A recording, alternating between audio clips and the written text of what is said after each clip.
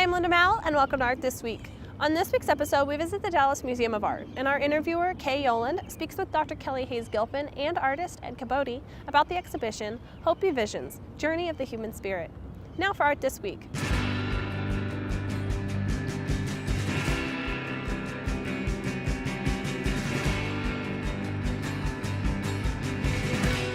Well, thank you so much, Kelley, for meeting with us today and Art This Week and being here at the DMA to talk about all the works that you've allowed to come here and share with us. Well, it's a real pleasure to be here, and I'm so happy that we've been able to travel this painting. Well, there's a lot here to learn about and a lot to take in. There's the visuals, the details, the techniques are really stunning. I thought maybe you could first tell our viewers how this actual project came about, especially the mural. Well, I was teaching at the Northern Arizona University and very involved at the Museum of Northern Arizona, which is a nonprofit regional museum in Flagstaff.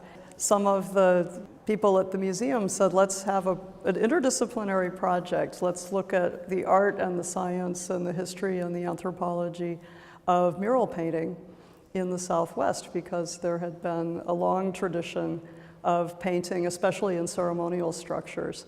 So they got together a group of experts and artists, and Ed Kabotie and Delbridge Honanie were the two artists that were brought in to work together. So we studied all of the records of the ancient mural paintings from both Arizona and New Mexico, and even looked a little bit into Mexico to see what had been going on there, where, as you know, there was a long tradition of mural painting in the past that was then revived, especially in the 1930s, by contemporary artists.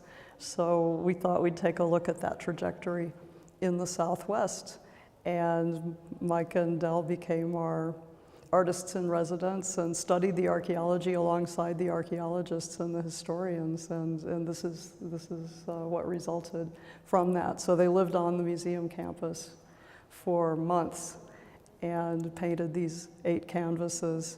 And instead of painting them directly on the walls in our replica kiva that was built by Hopi masons in the 1960s, they put it on canvas so that it could travel. So I'm wondering, it's painted, as you said, it's painted onto canvas rather than onto walls as it would have been in the 16th, 17th century perhaps. In those days it would have been painted with a different pigment. This is acrylic onto canvas. Can you tell us about how it would have traditionally been painted?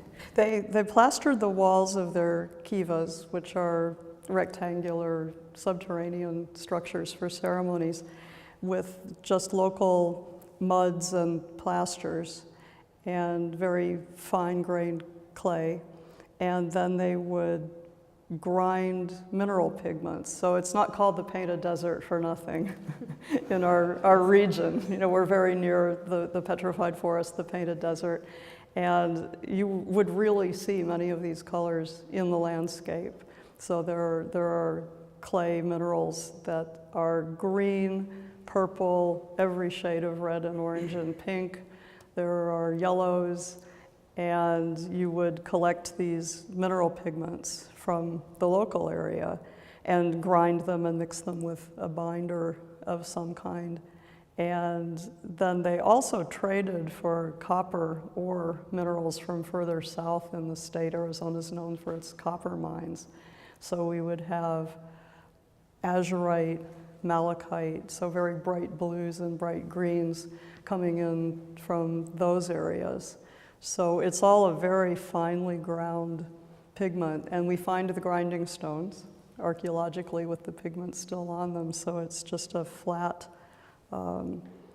piece of coarse sandstone and then a grinding stone, and you just go finer and finer until you have a texture that you can mix with a vehicle and a binder. And they're probably using yucca brushes, so a long leaf fibrous plant that grows in the desert. And in some cases, they may have been using fingers to paint the the images that are fairly similar to what you see here. Kabotie and Honanie are actually, they have very much paid respect to the tradition and to the history in this mural, which we'll probably discuss in more detail with Ed, his son, who will talk to us momentarily. But maybe you could tell us a bit about Hopi history in terms of this exhibition is called Hopi Visions, and this is one of the pieces that is on show. How does this sit within the history, the cultural history, and anything else you'd like to share on the subject? Well, unlike the prehistoric murals, this one does go left to right in a timeline sort of fashion. So in the Hopi way of telling the story, it starts out with emergence from an underworld where everything was very dysfunctional and not going well. So people looked for a better world as the previous world was destroyed by a flood. And they emerged into this world and were instructed to migrate in all directions and learn what they needed to know about the land in order to be good stewards of the land. So that's the story that's being told in the first panel there, and you'll see rock art images and ancient villages at Chaco Canyon, Mesa Verde, and places like that. And then the scientific version, as an archaeologist, what we say is that people were living as hunter-gatherers on the landscape for perhaps 15,000 years. That's still, the data is still changing about when people arrived on this continent and learned to hunt large game and were very mobile. And then as the Ice Age receded, learning to use plants and smaller animals, but still being very, very mobile on the landscape. So this fits very well with the idea of migration and learning what you need to know to survive. Then for Hopi specifically, probably the most important event in their history was maize agriculture. So maize or corn was domesticated in what's now Mexico and either moved north with migrants or was carried hand to hand, and people learned to grow corn and to survive on that. And so now we have, the archaeologists always say it was a CBS culture. It was corn, beans, and squash. that was the main part of the diet, along with hunting antelope and deer and lots and lots of rabbits. So it was a very good life. It was a very healthy diet, but they were always plagued by drought. So drought and famine come up over and over in the oral traditions, and then we also see that archaeologically. And we're in a drought right now in our area, so we're interested in studying how people respond. And the way Hopi ancestors responded was by coming up with very, very detailed ways of observing the environment and very separate strains of corn. So you'll see different colors of corn in the mural right here behind you, for example. So each one of those is grown in a separate field, and it's very carefully cultivated. The seeds are saved from year to year. They have ceremonial roles. There are songs about them. There are prayers for them. And then that's also the staple of the diet. So we see a lot of imagery in the art going back a couple thousand years that can be interpreted as prayers for rain, prayers for snow, prayers for the corn to grow, the importance of color and directions and landscape and all of the materials that come from the landscape that are put together to, as Hopis would say, to make a good life. And thinking about the other parts of the show, you have a lot of pots, ceramics. Can you tell us a little bit about how that is part of their civilization and the importance to their history? So what goes back thousands of years is painting on rock surfaces or pecking designs or engraving designs into rock to mark the landscape. And then people started making pottery around 200 AD in the Hopi area. And that was probably for cooking beans. And they're just simple cooking pots. But then around 600, AD 600, they started painting some of the pots. and you'll get little textile-like designs and little basketry-like designs, and then it just keeps going. They start polishing the pottery, they start making the surface smooth and bright for painting, adding a white slip. Then some are adding a red slip, and it just accelerates over hundreds of years. You just get more and more complicated pottery painting and a variety of vessel forms. So I would say some of what we have here that dates to the 1300s and 1400s, I would consider to be the peak of Hopi pottery painting. So it's a coal-fired yellow pottery that's very hard. It rings like a bell when you, if you hit it. Not that you should hit it. Yes. We're not advocating that. It pings, and because it's fired with coal. So just very hard and smooth and a beautiful yellow flowery color. So they're painting on that with mineral paints that will survive the firing process. So it's mostly a dark brown and a red or red to orange. And then you start to get spattered paint that looks like moisture, and you'll get hand stencils, and you'll get engraving, and just very, very elaborate. And it's at that time that we see the mural painting come in. So it seems like there's a real fluorescence of painting generally, especially in the 1400s. And then, of course, the Spaniards show up in 1540 and start to introduce European diseases and then build a mission on top of one of these painted kivas in 1629.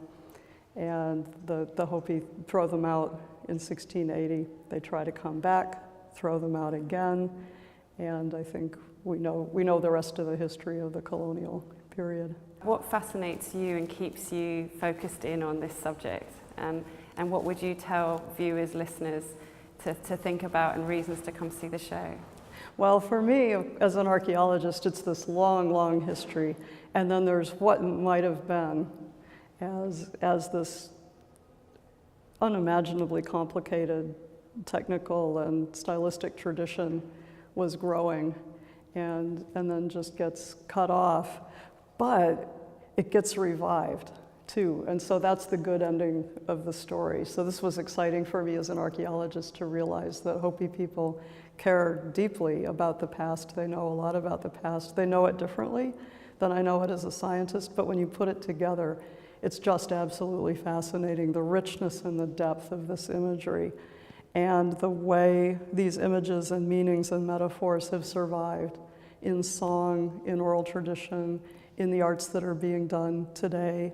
And so you're seeing here not just a revival, but a reconfiguration, a reinterpretation, or another fluorescence maybe of the same values and stories and metaphors in contemporary art. And it's great to know that positivity through intellectualism and creativity keeps going, and that it hasn't ended. So you can't keep it down. Watch this space. Well, thank you so much. I really appreciate you talking with me.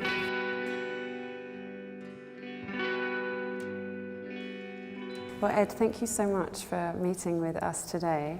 Absolutely. It's a pleasure to chat with you. And you're actually the son of the artist, one of the artists whose work we're standing in front of, Michael Kabotie. Yes, I'm actually the son of Michael Kabotie and brother and grandson to the other. Wow, okay, And that's kind of hard to explain, but it's the way we determine relationships is a little bit different in a matrilineal society, of course, than the modern terms of cousins and so forth. Okay, so you're actually related to both Michael. Oh yeah. Excellent. Well, I thought maybe we could start with a discussion of what's the story and the symbolism that's going through all the panels. Yes. So maybe a brief mention of the mural as a whole, and Sure. then maybe going in deeper. Sure. So the mural, basically, the Journey of the Human Spirit mural is telling a story from a Hopi perspective, maybe even more specifically a Snow Clan perspective, because my father is from that group, that clanship, that group of people. It's a history that demonstrates our mythical emergence our migration, and then it steps onto the pages of history with our contact with Spain and our war with Spain, and then a period between 1700 and 1900, which is what we're standing in front of actually, where there was not, where we were without that European contact and we came back to traditional lifestyle. The mural then kind of turns a corner back onto the pages of history when the United States begins their interaction with us. And what's depicted in the mural is very much about our experience with mineral extraction from our lands. Then it goes into a prophetic portion of how, according to my father's indoctrination, the world will be restored to balance. For those who are not knowledgeable about the history of the Hopis, what is the mystical emergence? What does that mean for you? So I would say, first of all, that it's not necessarily a concept that is isolated to Hopi. Most of the tribes in the Southwest also carry this concept, and also down into Mexico as well. The understanding that we came into this world from an underworld exists in various forms of story from tribe to tribe. But in the version of story that my father is telling, it's talking about how below we lived in a chaos. If I could sum up Hopi mythology, the great moral that I kind of glean from our mythology is that human beings have a great talent for screwing things up.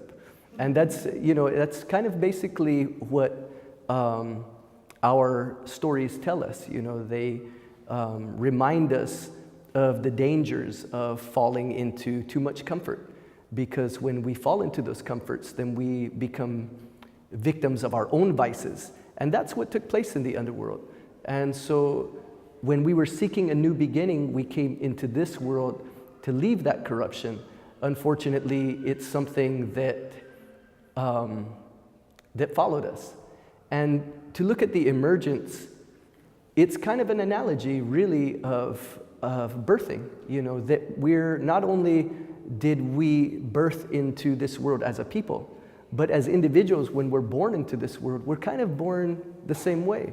We're born holy, we're born with a spiritual heart and a spiritual mind, but we're also born with a little bit of dysfunction within us, and that's something that I think the mural speaks to as well. I remember you saying in the press preview, it's something that really resonated with me, that this mural not only is a trace and a representation of the history of the Hopi, but also of it can also be seen as a parallel to other countries or to the individual. Absolutely. The struggles that we have and the moments, the chapters in our lives or in our country's lives where we go up or down and hopefully evolve. Absolutely, and I think that's reflected in the title. So the title of the piece is The Journey of the Human Spirit.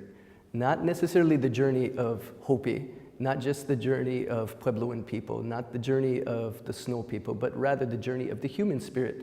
Because even though this is very specific to the Puebloan people, Hopi, and even my father's people, yet it's also a universal journey. It's this, like I said in the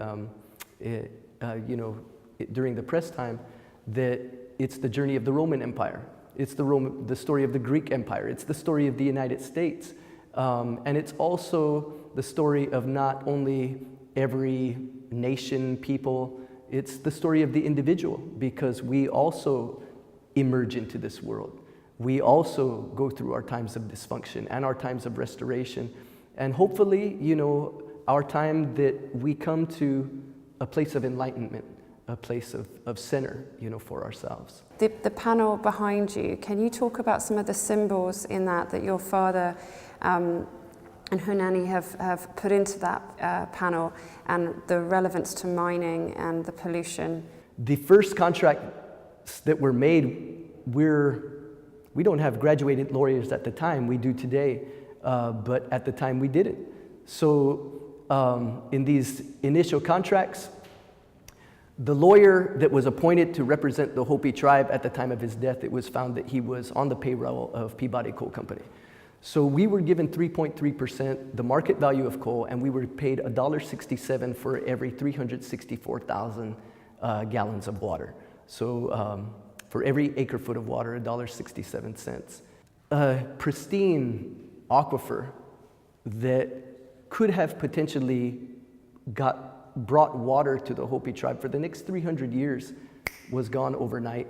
The coal was sent via sludge slurry, and that's really, the sludge slurry is really what you see. You see the pristine aquifer underground, and then you see the gray water because as the coal, you know, is mixed with the water, obviously it's unconsumable now. And so it's showing how that water was sent, you know, via sludge slurry all the way to the Navajo or to the Mojave generating station, some almost 400 miles away, to provide water and electricity for the Imperial Valley of California, communities in Arizona, and the excesses of the Las Vegas Strip, so that the burden of giving these resources and electricity and water to these communities fell upon a people that we were denied those things. And even today, I don't have running water or electricity in my home. Those that have it on the reservation have running water. Some have it, some don't have it by choice, some don't have it because it's not available. But of those that do have it, probably only a third of the water is drinkable. The rest is contaminated with arsenic. And again, I've made reference to the point that we're a reservation inside of a reservation. And the Navajo reservation, in which we, you know, we're kind of the donut hole, but 500 open pit uranium mines on Navajo Nation. I mean, really, it's a national tragedy. What has taken place and what is taking place on the lands of the Colorado Plateau. And your father, Kabotie, and Honanie have used their art to convey some of this important information that we need to know and that needs to change. You're an artist too, and my last question would be, how are you using your art to convey these messages? And maybe you can close with something along that lines. You ask for a lot. Sorry. There's a lot. I hope that this will be used. This will be the impetus for our listeners or audience to researching more. So maybe it will just be the start. So my father's influence, you know, weighs heavy upon me. When he passed, I felt like he was saying things in his artwork that were so powerful. So in my artwork, I probably tend to share those things, not the same things as him, but I try to bring light, you know, not only to our values, to express our values, the goodness of the teachings of what we have, but I also try to bring attention to things that are taking place as far as abuses on the reservation. So I'm a musician and an artist, and in my artwork you'll see these type of elements, but also music. In my music you'll also hear a lot of it. We want to thank Dr. Hays-Gilpin and Ed for speaking with us. For more information on the exhibition, go to dma.org. That's it for Art This Week. Thanks for watching.